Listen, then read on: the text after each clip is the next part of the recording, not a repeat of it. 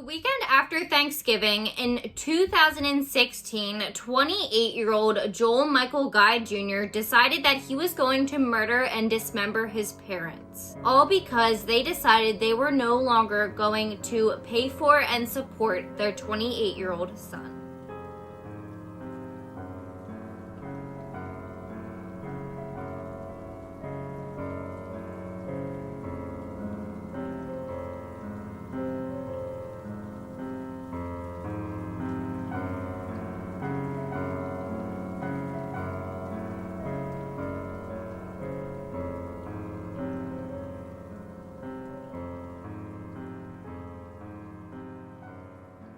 Hi everybody, and welcome back to Killer Concepts, the place where we talk about all things true crime. My name's Peyton. If you're new here, make sure to hit that red subscribe button down below and turn on your post notifications so that you do not miss a thing. We post weekly true crime here, and you are not going to want to miss it.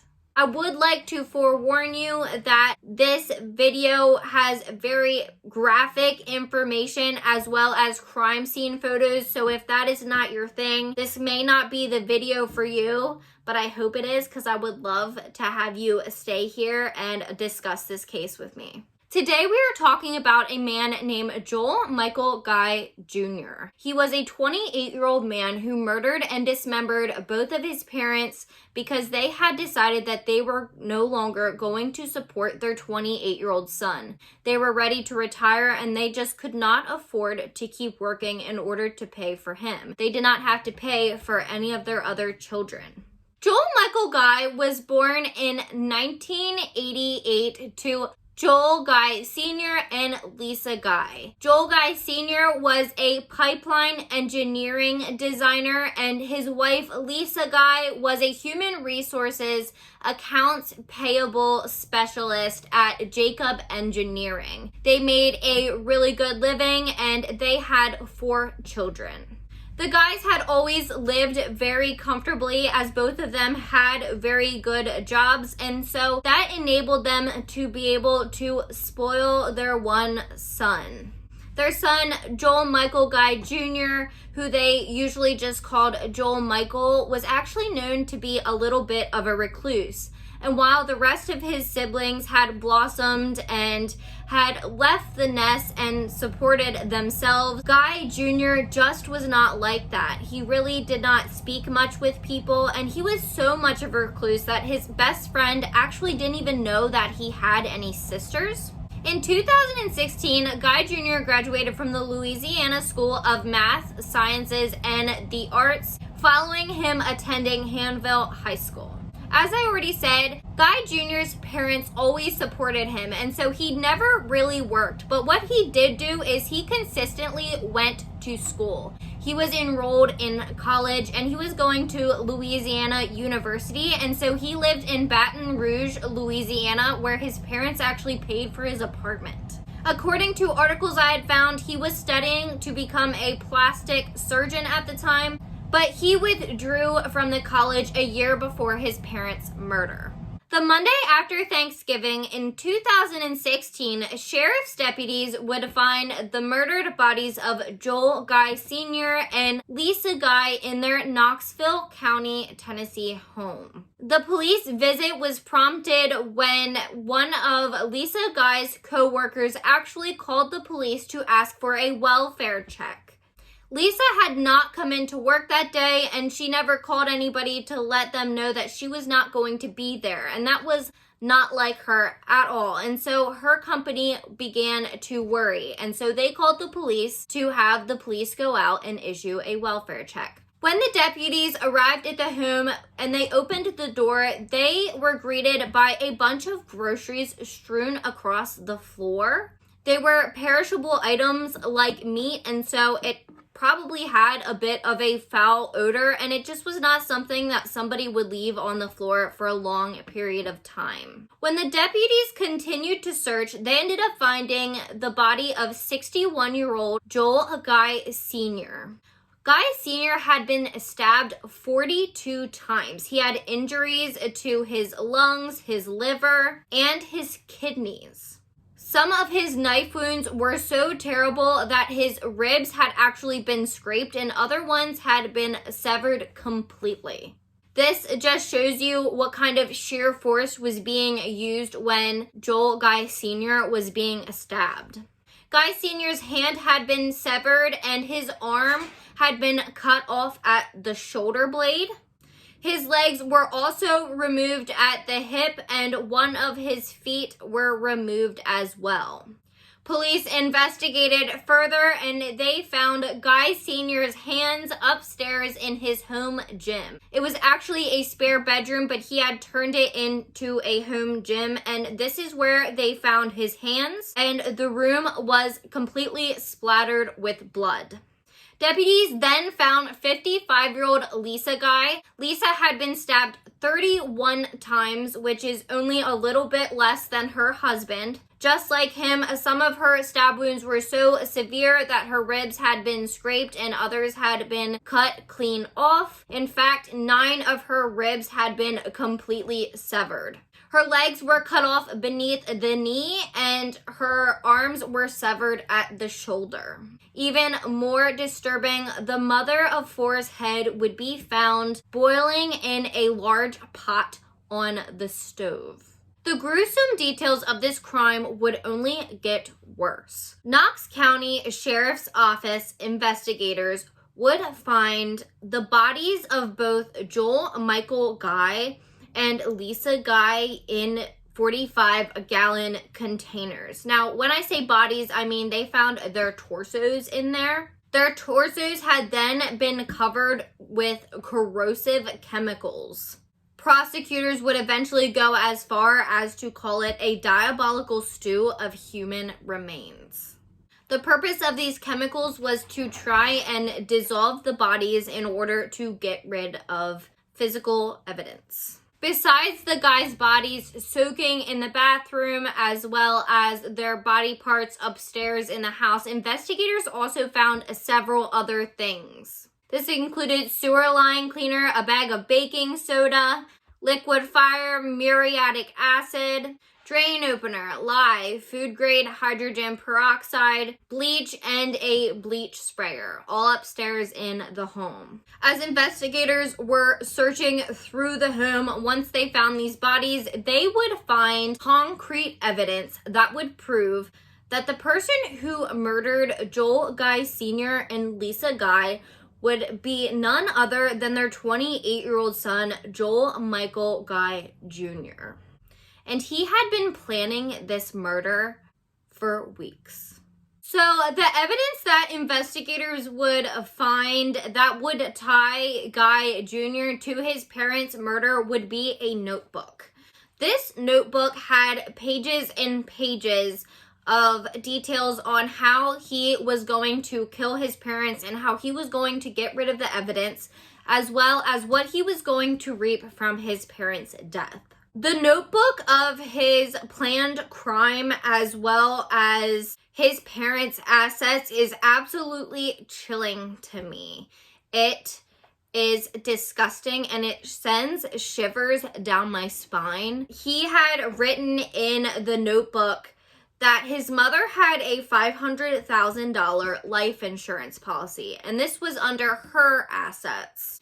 And he had noted that if his father were dead or just was not around or he had disappeared, then, quote, I get the whole thing, end quote.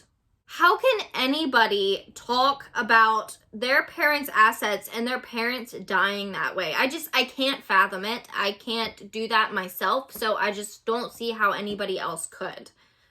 But it only gets worse.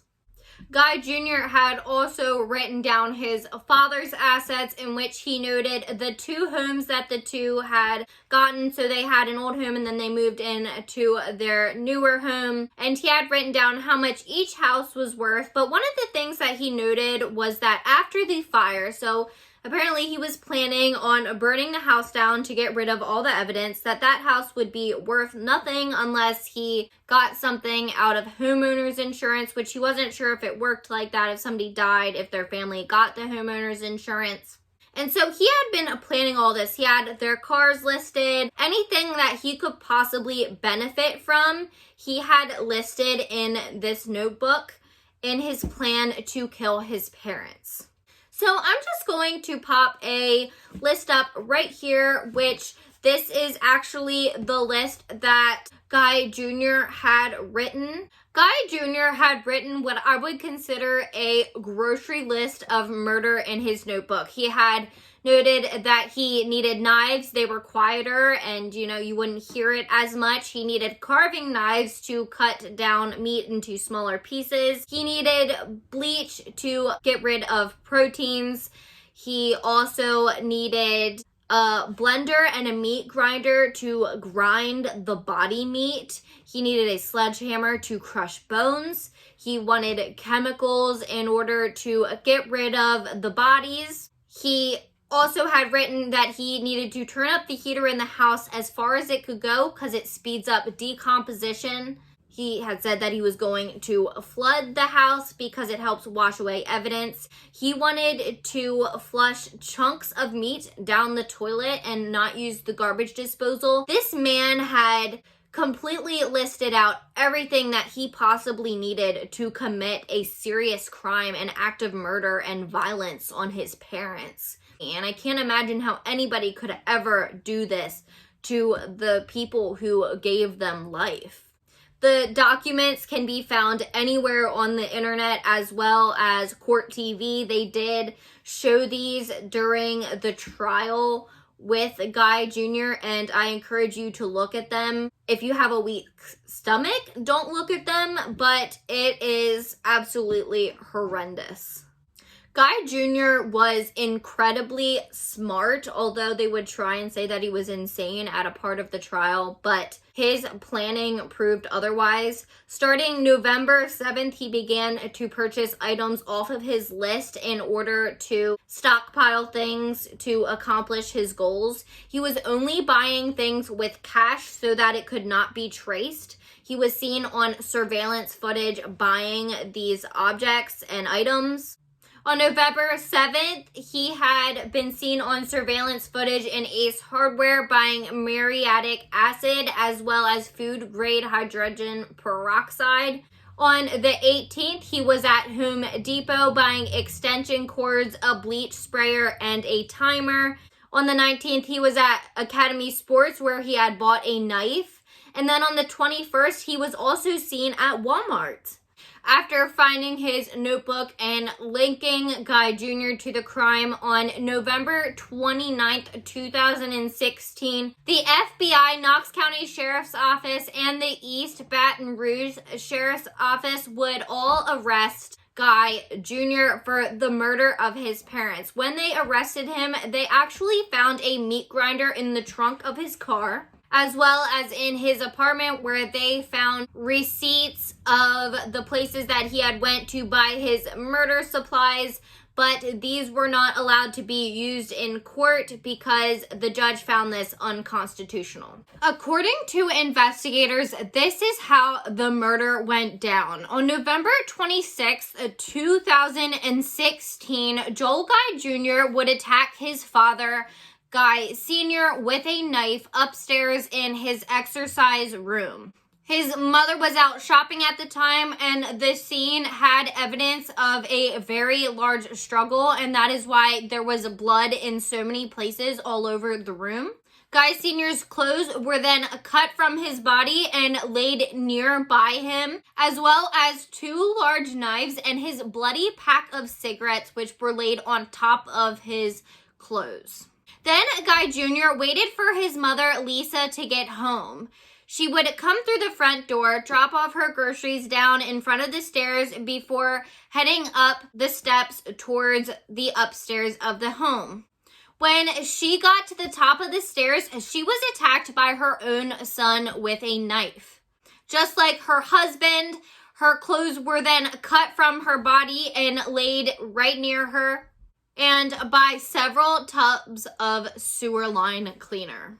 After both of the murders, this is when Guy Jr. would move on with dismembering his parents' body and scattering their remains throughout the house, as well as putting their torsos in the bins that were placed in the bathroom and were filled with corrosive chemicals. As seen in many large murders and crime scenes when involving a knife, Guy Jr. had received many injuries to his hands and many knife wounds. Most notably, which can also be seen in pictures, is there was a deep cut in his one thumb.